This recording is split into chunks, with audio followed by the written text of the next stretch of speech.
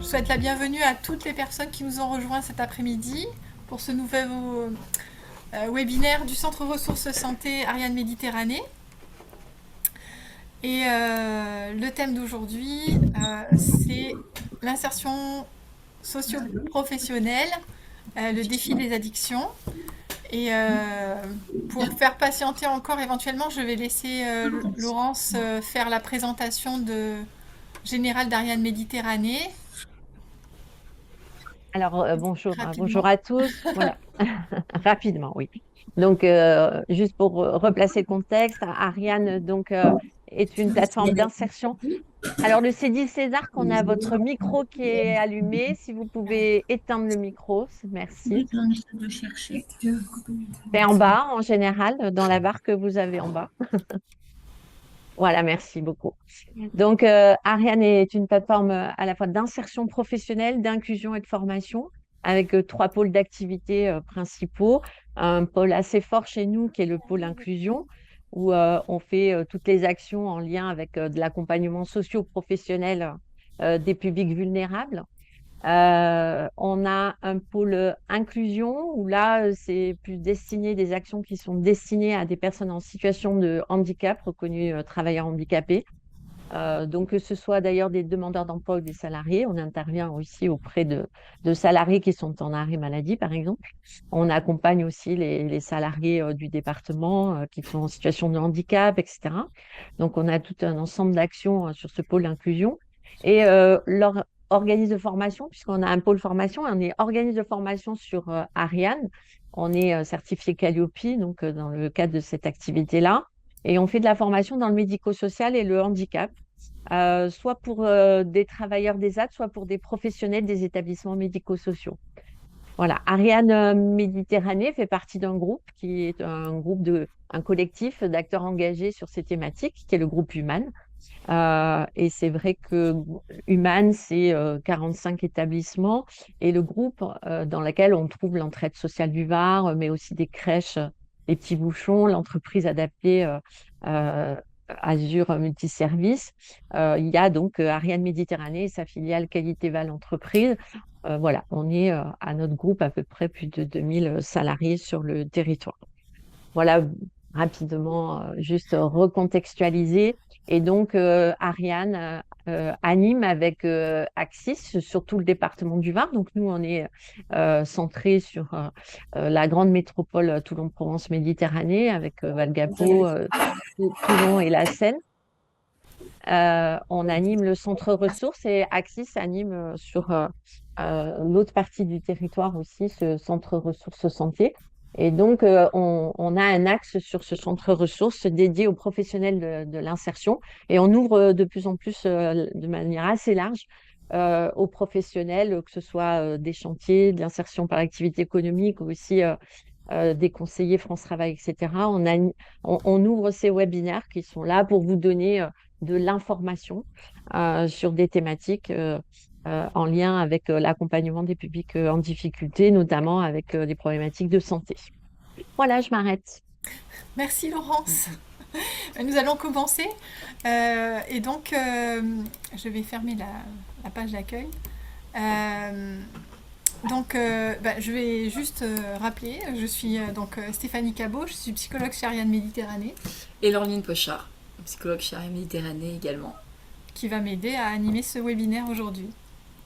Donc sur le chat, j'ai vu que vous aviez déjà, pour certains, votre nom qui apparaissait, le nom de la structure parfois. N'hésitez pas à vous inscrire pour que nous puissions prendre en compte vos questions plus facilement aussi et y répondre plus facilement en fin de webinaire. Et si vous avez le temps de renseigner aussi un premier mot qui pourrait vous venir à l'esprit quand vous entendez le mot addiction, on va essayer d'y revenir peut-être à la fin du webinaire pour voir un petit peu quels sont les mots, les associations, la première association d'idées qu'on peut faire à partir de ce mot-là, addiction. Donc nous allons commencer. Les objectifs du webinaire aujourd'hui, c'est de mieux comprendre les mécanismes de l'addiction, quels sont les signaux d'alerte que nous pouvons repérer lors d'entretiens, et comment soutenir efficacement, orienter un bénéficiaire tout au long de son parcours d'insertion pro. Pour cela, nous allons passer par plusieurs chapitres. Nous allons commencer par des idées reçues avant d'aborder les définitions et pour faire un zoom sur quels sont les mécanismes, les conditions d'apparition et les mécanismes de maintien des addictions. Ensuite, nous illustrerons un peu les impacts que peut avoir une addiction sur un parcours d'insertion pour pouvoir à nouveau généraliser les choses et essayer de voir quels sont les signaux que nous pouvons repérer dans les entretiens. Et dans un troisième temps, nous pourrons aborder comment on fait pour aborder justement dans l'entretien, aborder le sujet de l'addiction, mener l'entretien avec les personnes qui ont potentiellement cette problématique et enfin vers où les orienter, quels sont les professionnels qui existent à proximité. Nous espérons avoir un peu de temps pour passer après une conclusion rapide à des questions-réponses. Voilà. Donc, on va commencer par les idées reçues. Je laisse ma collègue nous dire quelles sont les premières idées reçues qu'on peut rencontrer dans ce cadre-là. Alors, dans les idées reçues, la première, c'est les addictions, c'est se droguer. Voilà, ça sous-entendrait que finalement, quand il y a une addiction, ça concerne surtout les personnes qui sont marginalisées, qui sont dans des dynamiques de pratiques illicites, etc. Or, actuellement, en fait, on ouvre, même depuis longtemps, on ouvre les addictions aussi à des produits qui sont tout à fait légaux, comme le tabac, l'alcool, les médicaments sur prescription. Et puis, il y a depuis plusieurs années maintenant aussi l'apparition du concept des addictions comportementales, qui ne sont pas liées à un produit psychoactif, mais à une action, et autant que les gens peuvent passer sur certains réseaux sociaux ou à faire des jeux de l'argent, etc. Donc, autre idée reçue. Arrêter, c'est une question de volonté. Donc, c'est quelque chose qu'on entend beaucoup. Mais pourquoi t'arrêtes pas? C'est simple, il suffit de se priver de ce plaisir-là. On se rend compte que maintenant, avec l'avancée avec les neurosciences, combien en fait les produits psychoactifs ou certains comportements modifient durablement et profondément les circuits neuronaux, et pas seulement les circuits neuronaux qui sont liés au plaisir, comme le circuit de la récompense, mais aussi les circuits neuronaux de la mémoire et les circuits neuronaux de la motivation et de la prise de décision. C'est jamais si simple que ça d'arrêter, surtout quand l'addiction est déjà là. Et puis cette affirmation, en creux, elle dit si on n'arrive pas à arrêter, c'est qu'on est faible. Ce qui n'aide pas du tout les gens qui veulent arrêter à faciliter leur arrêt ou leur prise de décision. Et enfin, c'est complètement nier le fait qu'une addiction se développe dans des circonstances et dans un contexte de vie. La personne n'est pas seule face au produit, elle est dans une certaine circonstance qui favorise aussi parfois l'accès au produit et la consommation.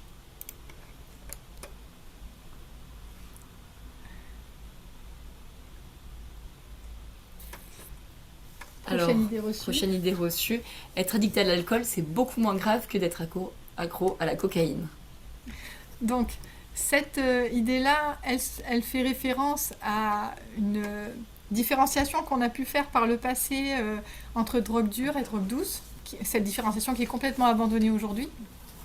On différencie, en fait, n'importe quelle drogue, quel comportement peut être aussi dangereux sur le plan de la santé, ce qui peut donner une idée de la dangerosité sur la santé. C'est aujourd'hui pas seulement la nature du comportement, la nature du psychotrope, c'est l'usage en termes de dose, de fréquence, le contexte et la situation de consommation qui peut être source de danger aussi, et bien sûr la vulnérabilité individuelle. Nous ne sommes pas du tout égaux face aux consommations de drogue ou face à certains comportements. Et enfin, dernière idée reçue. On ne peut rien faire pour aider une personne qui a une addiction. Voilà, la personne, elle serait complètement enfermée dans son addiction, sans possibilité d'agir. Et en fait, il y a toute une sorte de déroulé dans la décision, la prise de décision d'une personne de changer, d'arrêter. Et quelle que soit l'étape à laquelle cette personne se trouve, il y a des choses qu'on peut faire et on peut avoir une influence positive sur l'arrêt et sur les prises de décision au changement. Donc de ces constats-là, on va essayer de commencer à définir. Et avant de commencer à définir, on va s'intéresser à l'étymologie du mot addiction. Ça vient du mot latin addicere. Pardonnez mon latin, je ne sais pas si... Et donc, ça vient de l'Antiquité romaine. Un juge pouvait décider de condamner une personne à devenir l'esclave de son créancier. Et donc, addicere, c'était que la personne, son corps, était mis en gage, était soumis à la volonté d'un maître. Et là, on voit bien que dans l'idée, une addiction, c'est le corps de la personne qui est en situation d'addiction est soumise au produit ou au comportement qu'il a.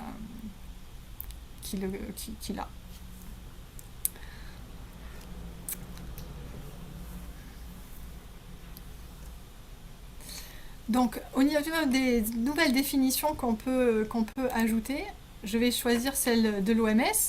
L'addiction, selon l'OMS, est un état pathologique qui est caractérisé par un désir compulsif de consommer une substance ou de s'engager dans un comportement malgré les conséquences négatives.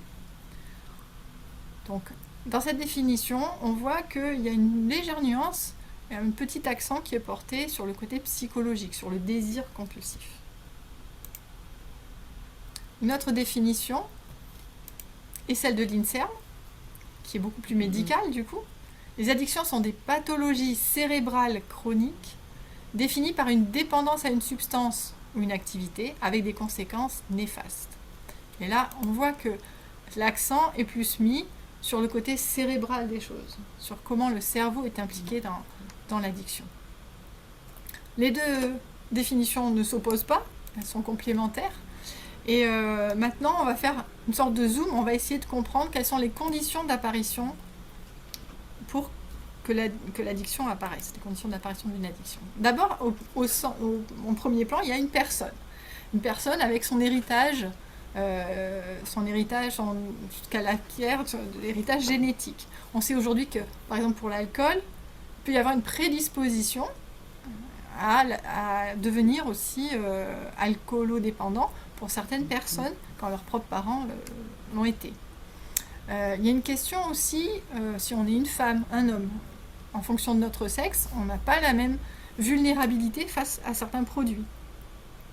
Il y a aussi la question de la personnalité. Pour les personnes impulsives, qui ont du mal à tolérer la frustration, là aussi c'est un facteur de vulnérabilité, tout comme un problème en santé mentale peut aussi faciliter l'addiction. Donc, on voit que c'est pas n'importe quelle personne. Son histoire aussi, si la personne a connu dans son enfance ou récemment des événements traumatiques, ça aussi c'est quelque chose qui peut vraiment influencer la prise de toxiques ou les comportements addictifs. Donc on voit que c'est une personne, mais qui n'est pas isolée, c'est une personne dans une certaine situation qui va être amenée à consommer. Quelles sont les situations qui rendent les gens vulnérables ? Les environnements stressants, la perte d'un emploi, les deuils. Ça peut être aussi une anxiété sociale latente, comme en ce moment, avec des menaces de guerre, des guerres en cours, l'éco-anxiété, l'anxiété sur les marchés financiers, voilà. Il y a toute une situation aussi qui va favoriser, et l'époque favorise plutôt le développement des addictions.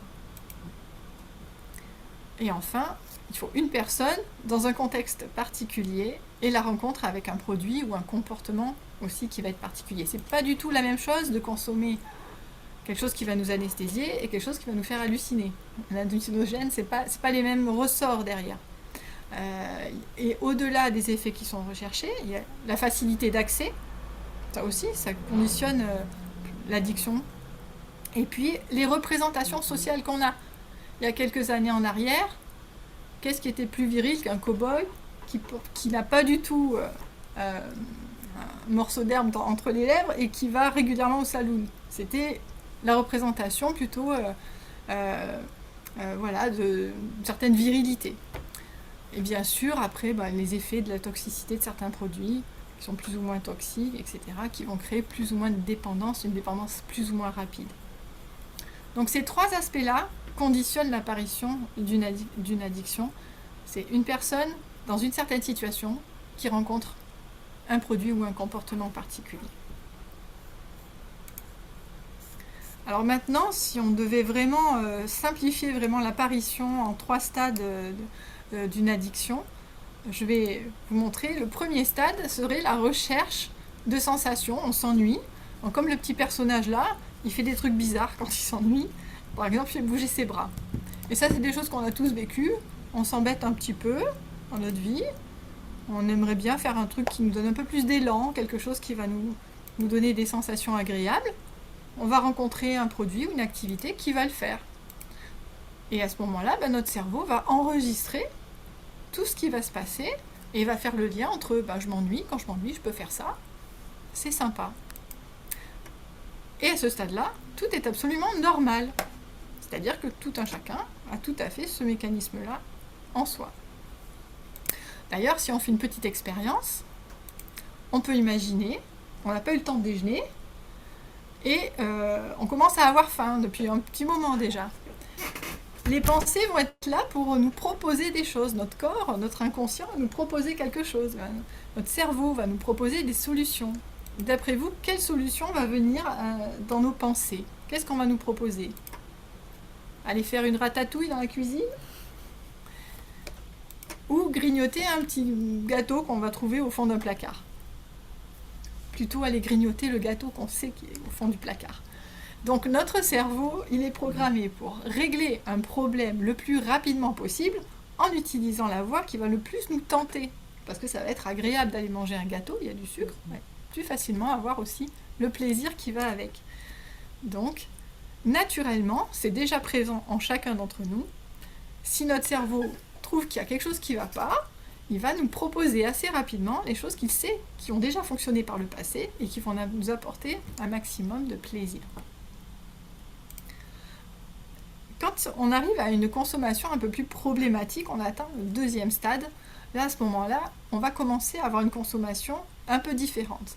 Ce qui va initier le comportement de la consommation, c'est pas du tout quelque chose de neutre. Je m'ennuie. Ça va être un peu plus fort. Ça peut être de l'ennui, mais un peu plus fort. Des sensations, des émotions, et des idées très désagréables. Là, comme d'habitude, le cerveau, il enclenche, tiens, qu'est-ce que je vais bien pouvoir trouver comme solution à ce problème-là? Eh bien oui, il y a bien un produit, je me souviens, j'ai déjà utilisé quelque chose. Oui, alors il peut y avoir un effet seulement transitoire par rapport à ce gros problème qui est là, mais c'est pas grave, je vais le faire, et à chaque fois, bien sûr, notre cerveau enregistre et va garder en mémoire cette trace-là, et va faire un lien de plus en plus fort entre quand je me sens pas bien, quand il y a cet état désagréable, je vais consommer malgré les conséquences négatives. Et à ce stade-là, ce qui va faire que la consommation devient vraiment problématique, c'est que là, en fait, c'est le temps. Dans le temps, plus la consommation perdure pour générer un mieux-être temporaire, et malgré les effets négatifs, là, la dépendance peut commencer à s'installer progressivement. Et le 3e stade, c'est plus celui de la dépendance ou de l'addiction. Tout un chacun, nous vivons des situations de vie qui peuvent être difficiles, à divers niveaux, qui vont générer des sensations, des émotions désagréables, et des pensées plus ou moins réalistes sur notre capacité à dépasser ces situations. Parfois, certaines personnes peuvent dire moi je suis nulle, j'y arriverai pas, on me l'avait déjà dit, mes parents me disaient déjà que j'étais un incapable, etc. etc. Avec des pensées là qui vont venir renforcer la difficulté de la situation. Notre cerveau, comme d'habitude, très serviable, va nous proposer des solutions qu'il connaît déjà, et malgré les effets négatifs, on va être amené à réutiliser ou à utiliser un peu plus des solutions qui peuvent être le comportement addictif, la prise de drogue, avec, toujours pareil, une modification des circuits neuronaux. Et cette fois, ce qui fait un peu la différence, c'est qu'il va y avoir un apaisement qui sera seulement transitoire, puisque la dépendance s'installe, Et parfois aussi les phénomènes de tolérance, c'est-à-dire la nécessité d'augmenter les doses pour avoir accès à un apaisement du malaise. Ensuite, il y a la redescente. On appelle ça parfois avec certains produits, c'est-à-dire qu'il y a la culpabilité d'avoir cédé au produit, d'avoir créé de nouvelles situations difficiles, d'avoir rajouté des problèmes aux problèmes, la honte parfois, la culpabilité par rapport à certains comportements qui peuvent être connotés très négativement, parfois même l'impuissance et le désespoir. Et cela ne suffisant pas à arrêter le fait que la vie continue, et soit la difficulté s'est maintenue, soit elle ne peut plus en avoir d'autres qui arrivent, à nouveau, on voit s'installer là un cycle. C'est le cycle de la dépendance avec ces sensations désagréables, la recherche de solutions et une recherche qui s'arrête très vite parce que tout s'organise à ce stade-là sur non pas la recherche d'un plaisir, mais l'évitement du manque et la tentative d'apaisement du malaise. Et en fait, de plus en plus de choses s'organisent au quotidien, dans le quotidien, autour d'éviter le manque de produits ou d'éviter le manque du comportement. Donc là, on voit dans ces 3 stades comment évoluent les choses. Et dans le stade 3, je parle de dépendance ou d'addiction parce que les deux choses sont légèrement différentes. Est-ce que tu veux le faire ? Donc la dépendance, c'est quelque chose qui peut être physiologique ou psychologique. Elle est repérable quand on voit les premiers syndromes de sevrage, les symptômes de sevrage. On arrête brutalement une addiction et hop, il y a des symptômes qui arrivent. On appelle ça les symptômes qui sont les signes d'une dépendance. Alors que l'addiction, elle, c'est le nom de la maladie en fait. C'est le nom de la dépendance, mais à ce moment-là, qui s'est transformée en maladie chronique à travers la perte de contrôle. Donc ce qu'on dit souvent, c'est qu'il peut y avoir une dépendance sans addiction, mais il n'y a pas d'addiction sans dépendance, par contre. Alors on va passer maintenant à ce qu'on peut observer, à une vignette clinique pour illustrer un peu les impacts que peut avoir une addiction sur un parcours d'insertion. On va vous parler de Raphaël. Je vais vous parler un peu du cas et puis je laisserai ma collègue faire quelques remarques. Donc on va parler de Raphaël qui a 47 ans, qui est bénéficiaire du RSA, qui ne travaille plus depuis 4 ans. Il est divorcé, sans enfant à charge et il habite en résidence sociale. Dans le passé, il était ouvrier dans le bâtiment. Donc il arrive souvent en retard au rendez-vous. Parfois, il annule au dernier moment. Et il a du mal à finaliser les démarches qu'il a entreprises. Il se plaint de problèmes de dos et surtout d'une grande fatigue. Ma fille. Bonjour, j'étais avec Océane au téléphone. Il n'a plus du tout... Ouais. Il n'a plus du tout vu de son médecin depuis plusieurs mois. Il ne se sent plus du tout de travailler physiquement comme avant. Et quand on lui parle de formation, il a complètement perdu confiance en ses capacités. Il ne se sent plus du tout de suivre. Il se rappelle combien il n'était pas très bon à l'école. Donc au fur et à mesure des entretiens, il parle davantage et puis il se met à expliquer comment ça a été graduel pour lui, la perte de son logement. D'abord hébergé par la famille, puis il se sépare d'avec sa femme, puis finalement il se retrouve hébergé par des amis et puis il divorce. Lui se retrouve hébergé ailleurs et ne peut plus recevoir ses enfants. Il en souffre beaucoup. À quelques rares occasions, quand il vient, on sent une odeur d'alcool, mais il reste cohérent. Parfois, il y a quelques trous de mémoire. Et quand on l'interroge sur sa consommation, il répond qu'il boit comme tout le monde. Juste un verre à l'apéro. Voilà.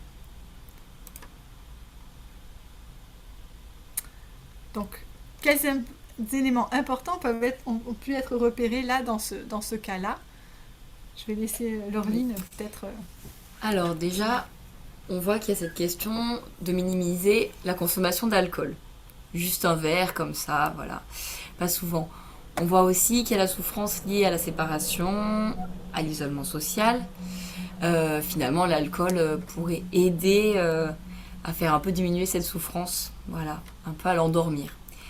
Et ensuite, on voit un sentiment dévalorisation qui pourrait faire que justement, hop, le cycle de dépendance va se mettre en place et du coup, l'addiction s'installer aussi. On voit aussi donc la précarité du logement, qui est aussi un des facteurs qui peut rentrer en jeu, et une insertion socio-professionnelle qui pourrait être un levier d'évolution possible, mais il faudrait d'abord sécuriser le logement et la situation par rapport à la santé. Donc on voit déjà qu'il y a des étapes. Tout à fait. Donc si on élargit maintenant un petit peu le spectre, là c'était juste une façon d'illustrer les impacts que ça peut avoir sur le parcours d'insertion. Quels pourraient être les signaux d'alerte qu'on va pouvoir repérer en entretien avec les personnes? Donc il y a d'abord les éléments qu'on peut repérer quand la personne se présente, qu'on peut repérer au niveau du physique de la personne, si on peut parler comme ça. C'est-à-dire il peut y avoir des changements de poids, il peut y avoir des troubles du sommeil. Vous vous souvenez peut-être quand on avait fait le webinaire sur la santé mentale, tout ce qu'on pouvait repérer aussi en termes de difficultés au niveau de la santé mentale peut entrer aussi dans ce cadre de repérage-là.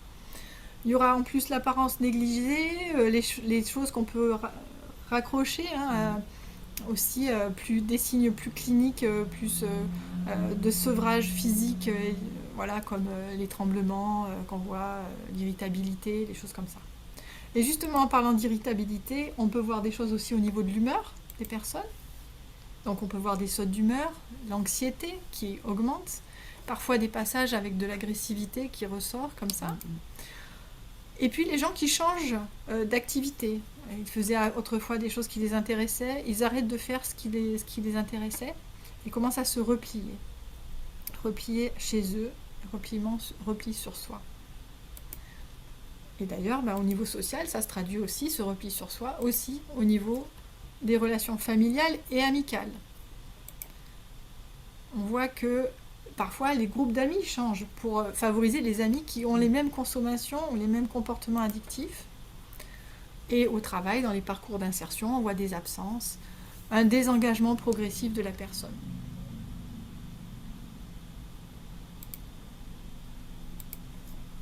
Alors d'autres éléments de repérage, c'est quand on arrive au cours des entretiens à avoir des informations, comment au quotidien la personne s'organise, quel est le temps qu'elle consacre au comportement addictif.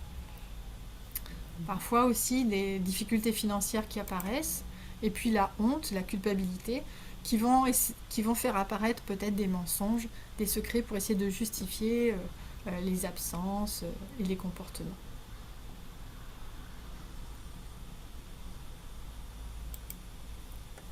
Alors là, on va vous parler aussi d'une façon de repérer les comportements problématiques qui peut être utilisée par les médecins, qui s'appelle la méthode les 5 C.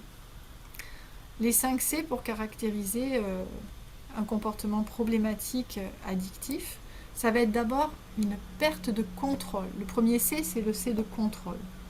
Et ça, c'est le C de contrôle qu'on peut vivre chacun d'entre nous sans avoir d'addiction, C'est-à-dire, je vais passer un quart d'heure sur les réseaux sociaux avant de me coucher, et puis 2 heures après, on y est encore. Donc, on a perdu le contrôle, clairement. Et le C de consommation, c'est-à-dire que l'envie de consommer est toujours plus ou moins présente. Elle n'est pas loin, jamais loin. C'est quelque chose qui est très présent dans les préoccupations de la personne. Et puis, c'est comme compulsif, comme consommation compulsive. C'est-à-dire qu'il peut y avoir des déclenchements. La personne n'est pas spécialement dans une dynamique négative, n'est pas forcément dans quelque chose de désagréable. Elle passe devant une terrasse de café, elle voit des gens qui consomment et l'envie va monter en elle de consommer elle aussi.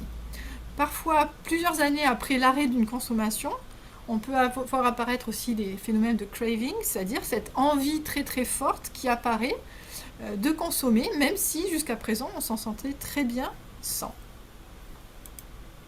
Le 4e C, c'est une consommation continue. C'est-à-dire qu'en général, on se donne 12 mois pour évaluer que là, le comportement est vraiment problématique d'un point de vue médical, parce que ça fait 12 mois qu'on a une perte de contrôle dans nos consommations, avec parfois des consommations compulsives. Et le 5e C, c'est malgré les conséquences négatives. C'est-à-dire qu'il y a des conséquences négatives, mais on consomme quand même. Quand il y a la présence de ces 5 C, ça peut être important de consulter un professionnel de santé.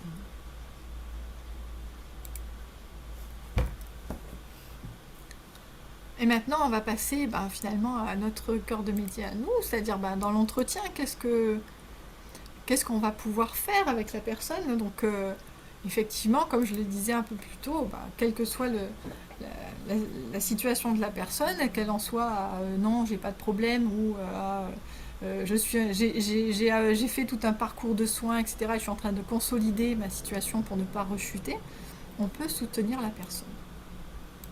Après, addict ou pas, ce sera à un médecin de juger. Donc on peut orienter vers des médecins généralistes qui vont, ou des médecins même spécialisés, qui vont faire ce diagnostic en fonction de symptômes bien précis, etc. On peut aussi parfois proposer aux gens, ou même nous le faire nous-mêmes, faire des auto-évaluations. On trouve des auto-évaluations, des questionnaires sur des sites internet, dans des livres spécialisés. Mais quoi qu'il en soit, il est souvent recommandé quand même de consulter un médecin addictologue quand il y a un comportement problématique pour obtenir le diagnostic et bien sûr les solutions, parce que ça reste une maladie. Donc le médecin est incontournable.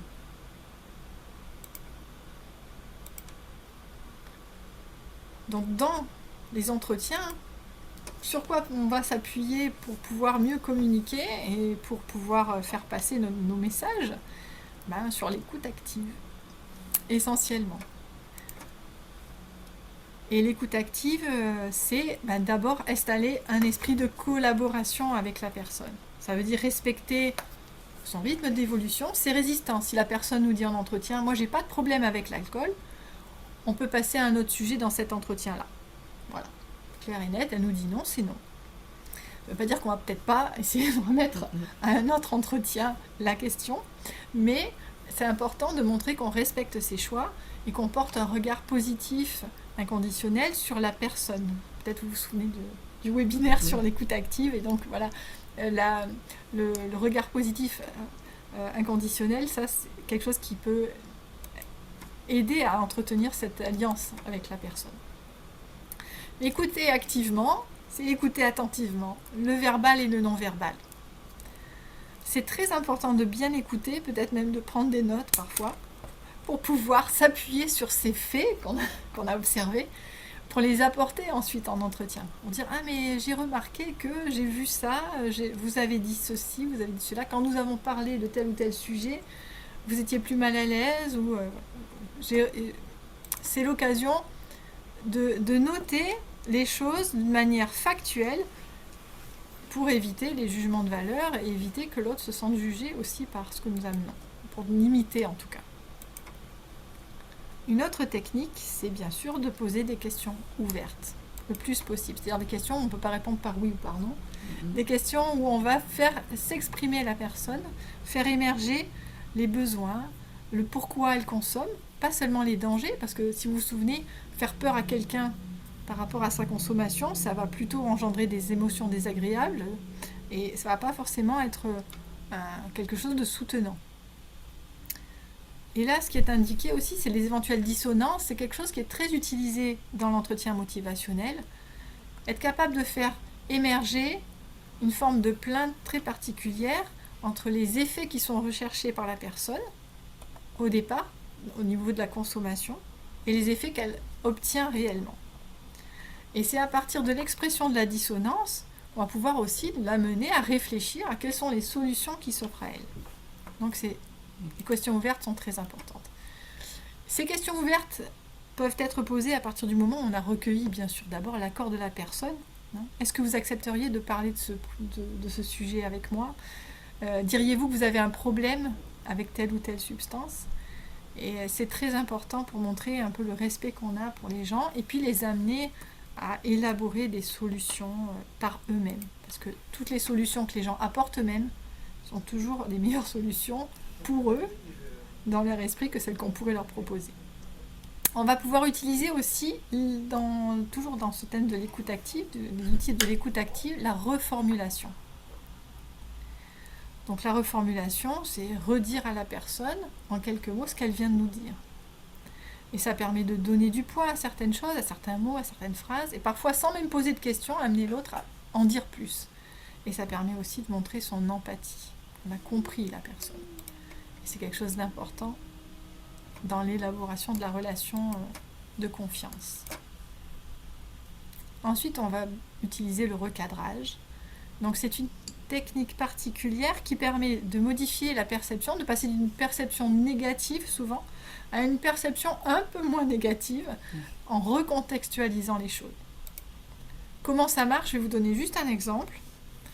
Imaginons qu'une personne nous dise « Je n'y arrive jamais, j'ai encore passé toute la nuit sur mon ordinateur ». Nous lui répondons « Cette nuit, vous n'avez pas réussi ». Donc, c'était pour recontextualiser, pour dire ça, ce jugement de valeur s'applique à cette nuit, mais peut-être pas aux nuits qui vont arriver dans le futur. C'est laisser la place à l'espoir et c'est la place à une solution. Donc j'en ai terminé pour l'écoute active, mais on va proposer d'autres choses aussi. Garder à l'esprit que le produit, même si souvent il est mis en avant par la personne comme le problème central, n'est pas le problème à la racine. C'est une stratégie pour éviter un problème ou pour le résoudre. Et que menacer la personne si elle ne fait pas quelque chose, ça ne va pas forcément aider. Quand on échange sur l'intérêt d'arrêter la consommation, comme je disais, l'important c'est de ne pas focaliser seulement sur le danger, mais aussi quels sont les bénéfices. On ne peut pas priver une personne d'une béquille avant qu'elle ait pris conscience que c'est une béquille, que c'est un support, et que c'est l'amener aussi à prendre conscience qu'il y a peut-être des alternatives. Tranquillement, doucement, c'est l'idée. Ensuite, ça ne sert à rien de rivaliser avec l'usager sur la connaissance des produits. Voilà, en général, il n'y a pas photo, ils les connaissent bien mieux que nous. Puis y avoir d'autres éléments. Donc, encourager toujours les personnes, comme je le disais un peu plus tôt, à formuler elles-mêmes leurs idées, leurs solutions, les alternatives qu'elles pourraient envisager, et valoriser ça. Essayer d'éviter l'apparition de la triade, on appelle ça une triade, pour les addictologues, ils appellent ça la triade honte, culpabilité, désespoir, qui est un risque de rechute et d'aggravation de la situation. Et quand on fixe des objectifs, autant qu'ils soient simples, faciles à atteindre, pour pouvoir valoriser la personne et lui redonner un petit peu confiance en ses capacités d'action et de contrôle. Je voulais vous parler d'un petit outil d'autodiagnostic. Alors certains le reconnaîtront, le modèle, c'est un outil qui a été créé par des généralistes de la région Hauts-de-France avec le soutien de l'ARS. C'est sur le modèle du violentomètre qui est utilisé habituellement avec les personnes qui subissent des violences physiques ou psychologiques pour qu'elles puissent se repérer un petit peu et prendre conscience de la situation qu'elles vivent. Et cet addicto-repère reprend les trois stades dont j'ai parlé au départ. Donc quand on est dans le vert, c'est une consommation qui n'est pas problématique. Dans le orange, ça pourrait devenir problématique, c'est problématique. Et dans le rouge, ce serait bien de consulter pour avoir l'avis d'un professionnel sur ce comportement. Alors, où orienter ? Maintenant qu'on a commencé à faire émerger peut-être chez la personne une envie de changement ou une prise de conscience, où est-ce qu'on oriente ? Où trouver des professionnels ? Alors la première réponse, c'est les fameux numéros verts, les numéros que les sites gouvernementaux ont mis en place, voilà, qui sont faciles d'accès pour les personnes, avec des informations très générales et parfois même locales.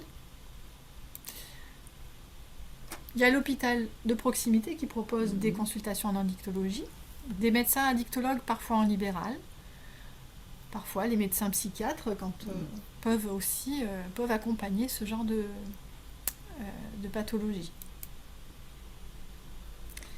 Il est intéressant de connaître l'ARCA, euh, qui est une association qui propose l'appui à la pratique professionnelle avec beaucoup de documentation pour les professionnels et aussi du soutien aux personnes pour trouver au plus proche de chez eux des structures de soins et coordonner les soins avec leur médecin généraliste. Ensuite, en tant que structure de soins en elle-même, et pas un centre de coordination de soins, là c'est vraiment le centre de soins, il y a les XAPA, donc les centres de soins d'accompagnement et de prévention en addictologie. Et là, il y a une prise en charge qui est vraiment multidisciplinaire, et donc avec des programmes de soins. Et c'est intéressant de remarquer, voilà, à la Seine, il y a la Vastofa. À Toulon, c'est Addiction France, qui était anciennement AMPA. À Hyères et Brignoles, il y a Equinox, qui est là aussi. Il y a les centres d'accueil d'accompagnement à la réduction des risques pour les usagers de drogue, les CARUD. À ma connaissance, pour l'instant, il y en a un à Toulon, c'est l'association Aide. Voilà. Et à repérer, c'est les alcooliques anonymes qui proposent des réunions en visio et en présentiel dans de nombreuses villes dans le Var. Donc, ils sont toujours présents pour les personnes, bien sûr, concernées par un problème d'alcool. Donc, nous arrivons au temps de la conclusion, qui va être extrêmement rapide, je pense. C'est que, en conclusion, ce qu'on peut retenir, c'est que l'addiction, c'est une maladie chronique dont le traitement repose sur une approche pluridisciplinaire. On a besoin de travailleurs sociaux, de psychologues, de médecins addictologues, de personnes qui vont travailler sur la gestion des émotions, la gestion du stress, pour aider la personne ensuite à consolider aussi sa situation à l'issue du traitement. L'addiction à un produit ou à un comportement est un commencement de stratégie, au commencement, une stratégie pour faire face à une souffrance, à une situation extrêmement désagréable. Et il est possible de soutenir la personne qui souffre d'addiction et l'accompagner vers le soin, vers une démarche de changement, grâce à l'écoute active et à des techniques d'entretien motivationnel. Et les techniques d'entretien motivationnel, on peut les apprendre avec des formations qui sont disponibles. Par exemple, CODES forme à l'entretien motivationnel. Juste avant de se quitter, je vous proposais quelques liens avec, bien sûr, l'Arca Sud, sur Drogue Info Service. Il y a bien sûr une multitude de sites très très bien faits. Je ne peux pas tous les mettre. Un podcast avec le docteur Laurent Carilla, qui est très médiatisé en ce moment, sur le thème de l'addiction, qui explique vraiment c'est quoi être addict, qui est très intéressant, et 2 courts témoignages sur l'addiction à l'alcool et sur l'addiction à la cocaïne. Voilà un petit peu les choses que vous pouvez aller voir aussi. Voilà. Donc il est temps maintenant peut-être de vous laisser davantage la parole. Vous pouvez rebrancher les micros éventuellement si vous le souhaitez. Je ne sais pas si on a eu quelques questions sur le chat. Alors, pas forcément de questions, mais je suis allée assez vite. Sandra qui Oui, avec ça, précise que sur le XAPA, il y en a un aussi à Draguignan. Tout à fait. Je ne l'ai Voilà. pas noté parce que c'était un peu plus haut que pour nous, effectivement. Ouais, tout à fait. Et bon, c'est vrai que là, on a des personnes de tout le département. Oui. Après, sur les premières questions par rapport aux mots, Oui. ça faisait référence. Donc, est revenu de manière assez fréquente le mot dépendance, Oui. mais aussi maladie. Oui. Ensuite est venu non pas conscience, contrainte, substance, Oui. pulsion, souffrance, craving, tu l'as cité tout à Oui. l'heure, mais aussi la perte de contrôle, les besoins, les C'est ça. habitudes, la tristesse, la solitude et la mauvaise estime de soi. Voilà un peu ce qui est revenu dans les mots. Après, Oui. sur les questions, euh, alors, question de Michael Guichard sur quelles alternatives aux addictions, comment gérer les addictions au tabac avec un fort risque sur le budget, l'endettement, etc. Ah oui. Alors, justement, tout le travail de la thérapie dans les addictions, ça va être de travailler avec la personne à la fois à comprendre quels sont les ressorts de motivation, à quoi sert l'addiction, à quoi sert le tabac, comprendre quel rôle ça joue dans l'équilibre et dans l'économie psychologique de la personne. Et avec la personne, là aussi, travailler, alors ça se fait en général en thérapie, soit avec l'addictologue parfois, soit avec des psychologues, travailler sur les alternatives, dire comment trouver des alternatives et trouver le plaisir autrement ou trouver... parce que, en fait, oui, il va falloir trouver des activités alternatives qui vont amener quand même ou du soulagement ou du plaisir pour compenser la prise du tabac, par exemple. Voilà. Donc ça, c'est un travail, effectivement, mais qui se fait plutôt en thérapie plutôt que peut-être après dans nos entretiens à nous. Mais ça se fait avec la personne, c'est la personne qui sait qu'est-ce qu'elle peut mettre en place. Parfois, ça peut commencer, pas seulement avec des alternatives, mais juste avec retarder. Parce que parfois, juste retarder certaines prises, ça peut aussi suffire à faire passer des envies quand on est vraiment super motivé à arrêter, très motivé. Parfois, retarder le moment où la prise devient inévitable, c'est déjà une première victoire en soi. Alors, il y Souvent, en la a certains question. qui nous demandent... Ah, pardon, Laureline, Non, non, oui. c'était souvent la Pour question, elle est compléter. justement dans les thérapies, elle est de travailler là-dessus. Elle va être dans les thérapies, travailler sur la gestion du comportement plutôt même que l'arrêt parfois. En fait, c'est juste comment on va apprendre à mieux gérer son addiction, à la rendre moins problématique dans sa vie et qu'elle ait moins d'impact, moins de conséquences négatives. Et très souvent, justement, une thérapie, elle va finalement travailler aux à côté. À comment on peut trouver Contexte. du plaisir ailleurs, renouer des relations sociales. Enfin, c'est pour ça que c'est bien d'avoir une thérapie, que c'est assez long, parce que au-delà de travailler voilà, la place qu'elle prend, une fois qu'on travaille la place qu'elle prend, c'est aussi comment d'autres choses peuvent venir prendre cette place-là. Et c'est pour ça qu'il y a la question des thérapies qui sont plutôt longues, mais aussi pour les addictions, on parle beaucoup maintenant des thérapies brèves et de l'hypnose, par exemple, là, pour parler du tabac, qui a quand même des résultats en fait intéressants. Si on veut des résultats rapides, par contre, ça ne traite pas du tout la cause. Donc, c'est pour ça que parfois ça revient quelques années plus tard, etc. Donc, finalement, les deux, une thérapie brève et une thérapie longue, peuvent être complètement complémentaires pour la question des addictions. Voilà.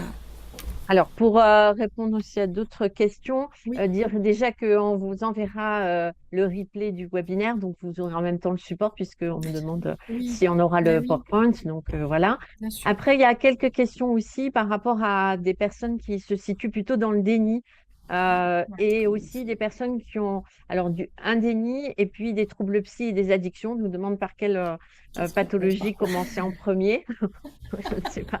Est-ce qu'on peut, alors je vais répondre après je vous laisse la parole. Peut-on orienter les personnes pour bénéficier de votre prise en charge hors RSA? Non, malheureusement, pas pour l'instant, puisque c'est le département pour l'instant qui finance ce centre ressources et il le dédie uniquement aux personnes allocataires du RSA. Je vous laisse répondre par rapport au déni. Personnes qui se situent dans le déni, comment on peut Alors, aider? le déni, c'est pas forcément le même déni qu'on trouve dans les troubles psychiatriques et le déni qu'on trouve dans les addictions. C'est pas le même type de déni en fait. Donc, c'est vrai qu'on appelle ça déni souvent les deux. Qu'est-ce qui est le plus facile d'accès? En fait, je peux pas vous répondre en général. Ça dépend de la personne et de ce qu'elle montre et, ce sur quoi elle accepte aussi de travailler. C'est-à-dire que on va pouvoir relever des choses, comme on en parlait dans le webinaire, en disant bah, tiens, j'ai remarqué ça, je vois ça, etc. Et en fonction des réactions de la personne, de ce qu'elle accepte d'entendre, bah, si on prend la question par l'addiction, ben, allez, prenons-la par l'addiction. Si on la prend par le côté plutôt psy, ben, commencer par un psychologue, par quelque chose, par le mal-être, etc. Prenons-le par là. Et très Y a... souvent, c'est là où c'est compliqué parce que, Oui. en fait, c'est de faire avec ce qui gêne le plus la personne. C'est-à-dire que c'est ça, elle va nous parler de quelque chose qui la gêne le plus. Et souvent, nous, on peut être frustrés parce qu'on aimerait qu'elle nous parle de l'autre chose qui, nous, on trouve plus, finalement, peut-être plus gênante pour son insertion sociale, etc. Mais c'est ça, en fait, c'est cette temporalité de la personne.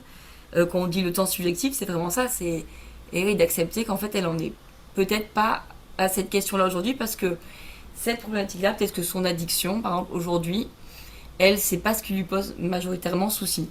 Voilà. Et c'est ça, des fois, c'est aussi d'accepter ça, ce qui est très compliqué. Après, pour parler des différences de déni dans les problématiques addictives, le déni, il porte pas sur la même chose que dans certains troubles psychiatriques. Le déni est souvent lié à la honte, à la culpabilité, à la mauvaise image que donne l'addiction à la personne. Et si on maintient suffisamment longtemps une attitude bienveillante avec de l'écoute active, beaucoup de reformulation, beaucoup d'acceptation de l'autre, en général, au bout d'un moment, le déni cède complètement. Et là, c'est plutôt l'inverse, c'est qu'on va avoir tendance à avoir du mal à arrêter la personne de parler. Donc, ça va être... voilà, donc c'est un déni un peu particulier parfois dans les addictions. Voilà. Le déni de ne pas vouloir parler, de ne pas vouloir dire combien je consomme de verre, par exemple, pour un alcoolique, au bout d'un moment, ça a fini par céder, en général. Et là, ils ne peuvent plus s'arrêter, au contraire, de nous dire leur souffrance, etc. Donc, et parfois, par rapport au déni, je trouve que enfin, vous me direz aussi peut-être vous, hein, mais quand on a l'occasion d'échanger, en fait, quand on demande aux gens quand même, sinon vous avez des consommations, tout simplement, en fait, on voit que la question, elle les gêne pas tant, en fait. Hein. Ouais. Vraiment, souvent, le fait d'être un peu frontal, mais dans le sens, en fait, si la personne sent qu'on n'est pas dans un jugement, mais qu'on est plus là pour en discuter, en fait, il y a des choses qui arrivent.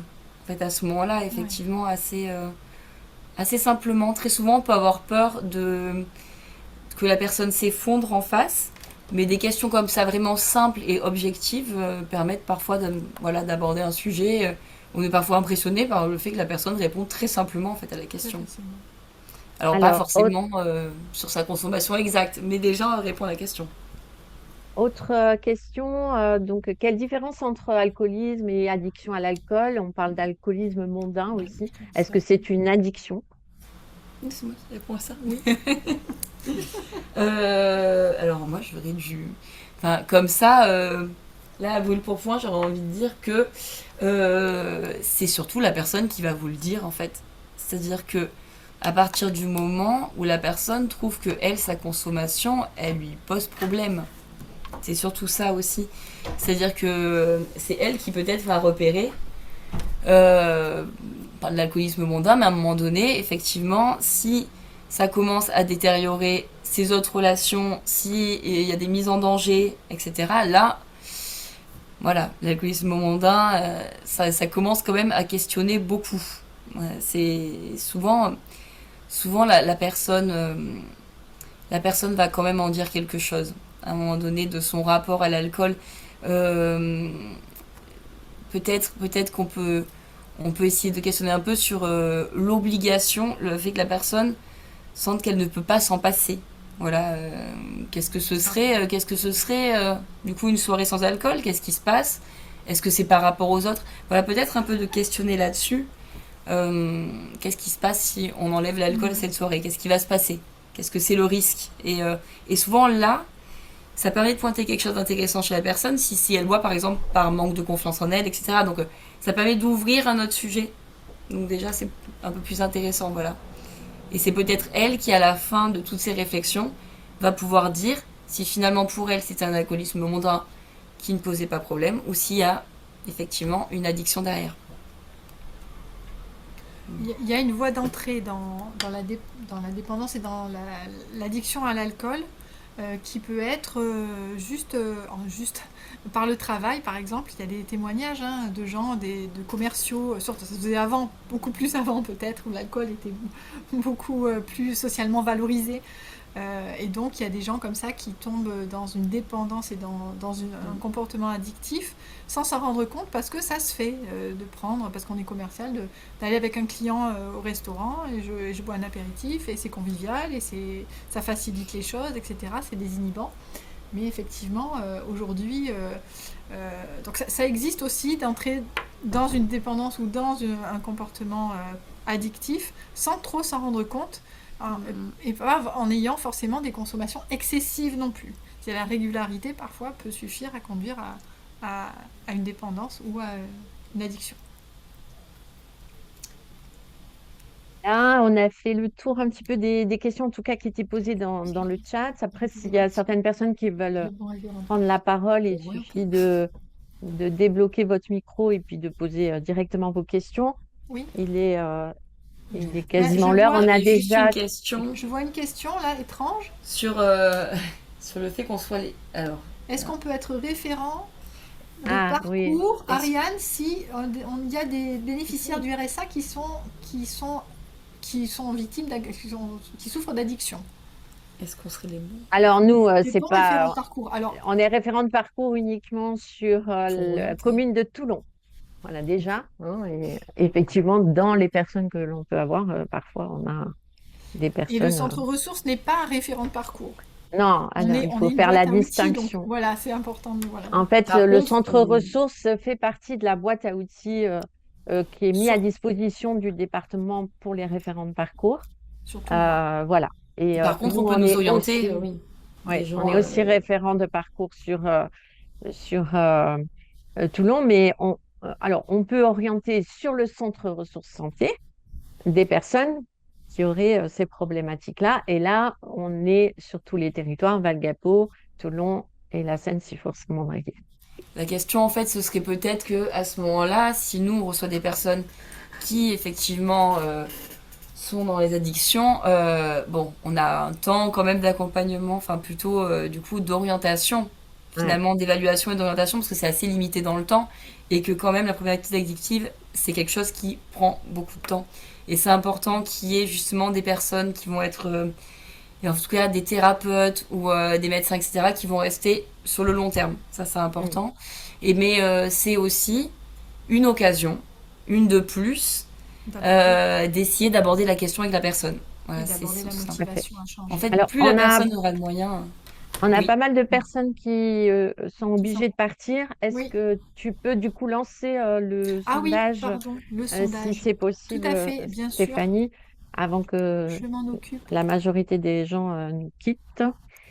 Je, Voilà. je lance le sondage de satisfaction. N'hésitez pas donc Donc, à si vous répondre. pouvez, voilà, Voilà, dès maintenant. si vous pouvez renvoyer du coup vos appréciations par rapport à ce webinaire. Voilà, en tout cas, on vous remercie parce qu'on a été très nombreux. Voilà, on a presque atteint notre capacité de 100 personnes. On était à 96 personnes. Je voulais remercier encore mes équipes pour la qualité du travail qu'elles ont fourni aujourd'hui encore. On a beaucoup de remerciements avec des personnes qui nous écrivent que c'était très intéressant, que ça aide dans leur pratique au quotidien. Vous savez qu'on a plusieurs webinaires à disposition maintenant dans notre vidéothèque et que du coup, voilà, on pourra envoyer les liens des autres webinaires aussi si certains n'ont pas assisté au premier. En tout cas, voilà, n'hésitez pas aussi tout à fait à nous faire parvenir vos suggestions de thématiques pour les prochains webinaires qu'on pourra organiser. Merci Laureline, merci Stéphanie pour tout le travail qui a été fait encore aujourd'hui. Merci de votre présence et puis on enverra de toute façon le replay rapidement, à la fois aux personnes qui ne pouvaient pas être présentes aujourd'hui et à la fois aussi pour vous, pour que vous puissiez reprendre éventuellement les informations qui ont été données aujourd'hui. Voilà, on vous souhaite une bonne fin de Bonne fin de journée journée. et merci encore de votre présence. Au revoir à tous. Au revoir. Au revoir.